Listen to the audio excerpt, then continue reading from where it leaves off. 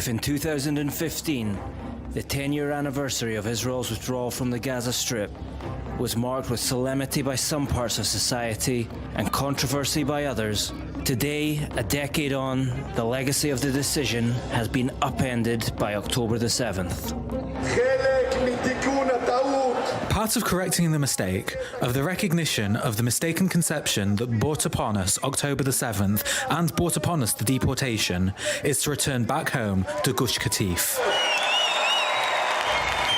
Shortly after Israel's capture of Gaza from Egypt in 1967, Israel began constructing settlements in the Gaza Strip. While this is widely viewed as illegal under the Fourth Geneva Convention, a point Israel does not accept, to the nation's settler movement, it was a continuation of Israel's pioneer founders' work and a return to Gaza, which historically held Jewish communities intermittently. Israel's presence there came with security repercussions.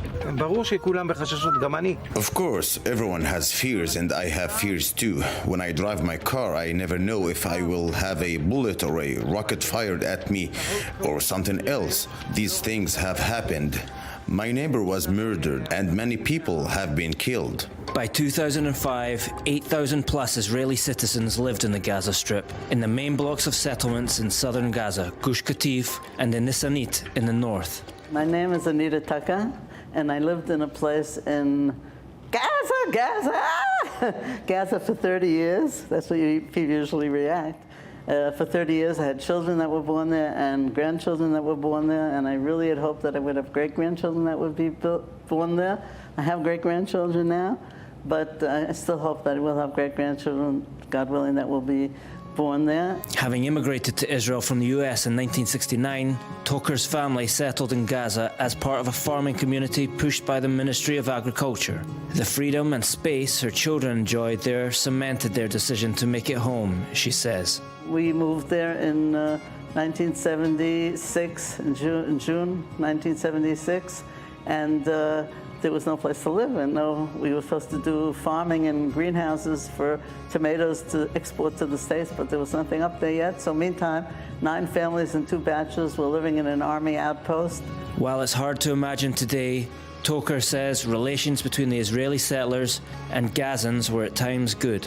I would go shopping in Khan Yunis, so when I asked the greengrocer's store, the vegetable store, if I could leave my baby, I had a 4th child by then, and a 5th child, and I put the baby in the greengrocer. He would watch it for me, and I would go shopping in all the other stores there. And in Gaza City, the women in our town of Netzach Hazani, in this place in Gaza, in Gush Katif, they would do their driving lessons in Gaza City. Ultimately, this did not last. By the end of the early 2000s, Israeli Prime Minister Ariel Sharon was convinced that the withdrawal from Gaza was necessary. Due to the security burden the settlements placed on the IDF, some Israelis chose to leave of their own accord.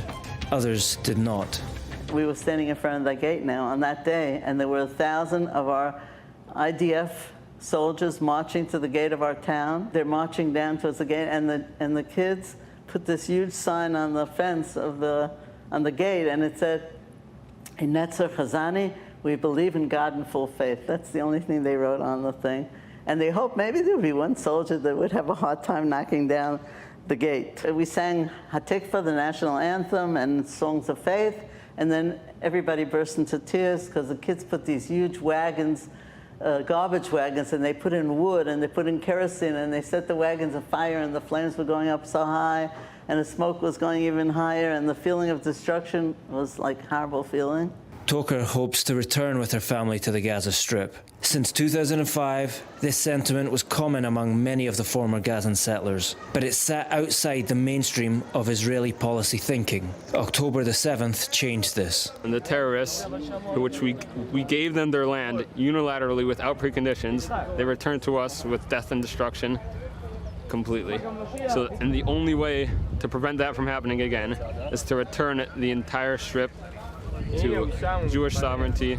While polling appears to show no clear majority of the Israeli public favors resettlement in Gaza, the notion of annexation is growing in popularity, especially since US President Donald Trump floated his Riviera idea.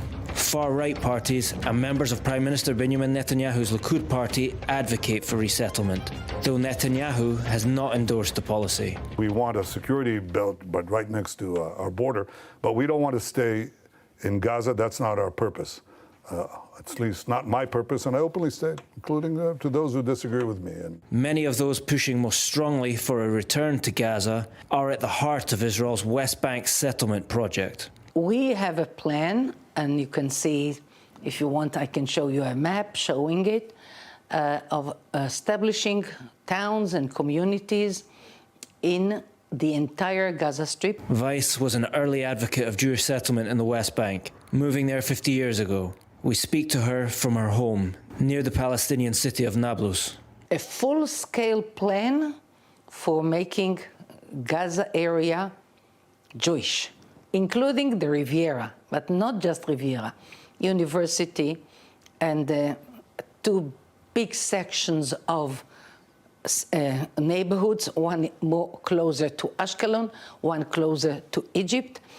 And actually the plan includes units for 1,200,000 Jews. Weiss's organization hopes to construct Jewish settlements strategically, placing them at the top and bottom of Gaza. She describes the methodology as copying and pasting that which moved 700,000 Jews into the West Bank over the last 50 years. If you ask me, so where will the Arabs be?